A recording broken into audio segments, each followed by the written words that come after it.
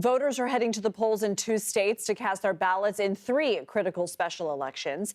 In the battleground state of Wisconsin, there is an unusually high-stakes special election for an open seat on the state's Supreme Court.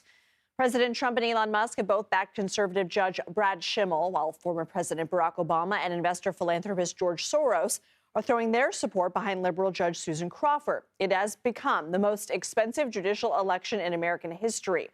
Liberal judges currently hold a 4-3 majority in the state's highest court. In Florida, Democrat Gabe Alamont faces Republican Jimmy Patronis to replace Matt Gaetz in the state's 1st congressional district. In the 6th district, Democrat Josh Weil is going up against Republican Randy Fine for the seat previously occupied by Mike Waltz, who now serves as President Trump's national security advisor. These 2 races will have a significant impact on the makeup of the House, where Republicans currently hold a slim 5-seat majority. CBS News senior White House and political correspondent Ed O'Keefe is following the Wisconsin Supreme Court election from Milwaukee. And CBS News congressional reporter Taurean is in Daytona Beach, Florida, tracking the 2 special elections there. What's at stake at the Supreme Court race, and what sort of temperature gauge is it post-Trump's election win? Oh, you had to go there with the temperature gauge. I'm in the cold state, and Taurean's in the warm one, Lindsay. I see what you did there.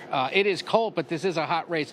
And one of the reasons it is because as we talk about the balance of power in the House, there's a thought that whoever wins this race here tips the ideological balance either left or right. And then when there are some legal challenges to the redistricting or the drawing of the lines in this state, it could potentially move as many as 2 House seats either towards Republicans or Democrats ahead of next year's midterm election. So that's part of the reason why there has been record spending in this judicial race. You mentioned it, more than $81 million, best we can tell. Some estimates now putting at the end of it, it'll be $100 million on 1 seat on the 7-member state Supreme Court in this modest Midwestern state. But issues like abortion rights, whether labor unions can organize state workers, environmental concerns, and then, of course, as I mentioned, redistricting and other election issues in a state that's usually hotly contested every even-numbered year, all on the line, depending on whether the liberal or Democratic-backed candidate Susan Crawford or the conservative Republican-backed Brad Schimmel wins this race. He's got warmth, but you've got cheese curds. But I digress. Let's keep talking about the money. $81 million. Is it apples to apples? I mean, is an equal amount spent? I also know that Elon Musk has done some unconventional methods to try and encourage people to the polls. He's paying people to sign a petition against activist judges. He's handed out a couple of $1 billion checks at a recent campaign event.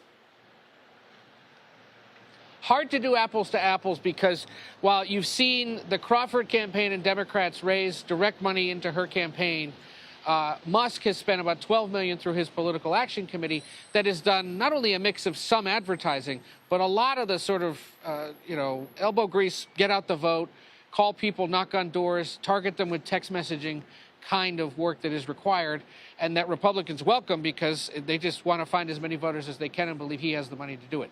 Yes, he gave out those 2 big checks Sunday night. That remains a perfectly legal thing to do here in the Badger State because the Democratic Attorney General had tried to stop Musk from doing it. He took it through the court system through the weekend, got to the state Supreme Court, the highest court, the one that has a seat up for grabs today. They declined to take the case. So he can keep doing it here, which means he may very well likely try to do it in other states unless or until someone steps in and tells him he can't do it. And what he's doing is he has people sign up to become sort of members or followers of his PAC or sign a petition in agreement with them. By doing that, he's then rewarding those who have done so, in essence, making it kind of like a lottery and not directly paying off people to go vote for him. And will this become the blueprint for other races? We'll have to see. Ed O'Keefe, thanks so much. Let's bring in Taurean Small now for more on the special elections in Florida. Taurean, break down these races for us and what you're hearing on the ground. Yeah, we're in the 6th congressional district. It's one that is traditionally ruby red. In fact, Mike Waltz, who the candidates are running to replace, won by over 30 points. Donald Trump, in November, just 4 months ago, also won his race by 30-plus points. So we talked to Democrats to see what exactly is the goal here. Recent polling has this race tight, unusually tight for this type of race. But they said the goal is to close the margin. In fact, Josh Weil was just here, gave a brief gaggle with the press, and he said he's not looking for a moral victory. He believes his messaging and his campaign, which has brought in quite a bit of money, by the way, is looking to pull a victory because of what Donald Trump's first 100 days in office has been, which he's calling pretty chaotic. So even if Republicans maintain both seats, they're still dealing with a narrow lead in the House, right? How critical are these races to the GOP agenda? Yeah, pretty critical, which is why we saw Elise Stefanik's nomination be pulled. She had to stay in her seat because of that very fragile majority that House Republicans have. On top of that narrow lead above Democrats, they also have to worry about those within their party also supporting the agenda. The House Freedom Caucus has been a thorn in the side of Speaker Johnson for quite some time now. So he's looking at these races just like the president and Elon Musk and saying, this is where the priority needs to be. Keeping these bright red districts red, even losing support in these districts could bode not well for Republicans come midterms. Taurean Small, thank you so much.